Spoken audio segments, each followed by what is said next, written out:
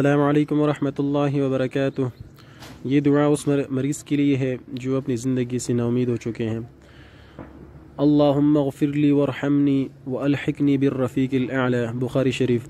یا اللہ مجھے بخش دے، مجھ پر رحم فرما اور مجھے سب سے اونچی رفیق کے ساتھ ملا دے۔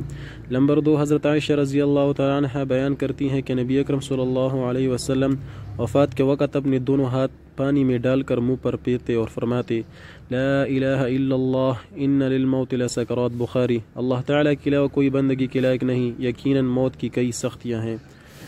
اس میں سے نمبر 3 جو دعا ہے وہ ہے لا الہ الا اللہ واللہ اکبر، لا الہ الا اللہ وحدہ لا الہ الا اللہ وحدہ لا شریک لہ، لا الہ الا اللہ لہ الملک ولہ الحمد، لا الہ الا اللہ ولا حول ولا قوة الا باللہ۔ اللہ تعالیٰ کے علاوہ کوئی بندگی کے لائق نہیں اور اللہ تعالیٰ سب سے بڑا ہے۔ اللہ تعالیٰ کے علاوہ کوئی بندگی کے لائق نہیں، وہ اکیلا ہے۔ اللہ تعالیٰ کے علاوہ کوئی بندگی کے لائق نہیں، وہ اکیلا ہے، اس کا کوئی شریک نہیں۔ اللہ تعالیٰ کے علاوہ کوئی بندگی کے لائق نہیں، اسی کے لیے ملک ہے اور اسی کے لیے حمد ہے۔ اللہ تعالیٰ کے علاوہ کوئی بندگی کے لائق نہیں، نہ بچنے کی طاقت و نہ کچھ کرنے کی مگر اللہ تعالیٰ کی مدد کے ساتھ۔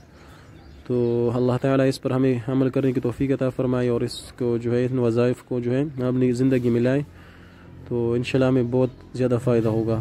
تو یہ جو ہے قریب المرگ جو آدمی ہو یا سکرات موت کی سختی کے وقت اس کے اوپر جو ہے آپ پڑھ بھی سکتے ہیں، اس کو پڑھا بھی سکتے ہیں، تو انشاءاللہ جو ہے سکرات الموت کے وقت جو ہے انشاءاللہ بہت آسانی ہوگی۔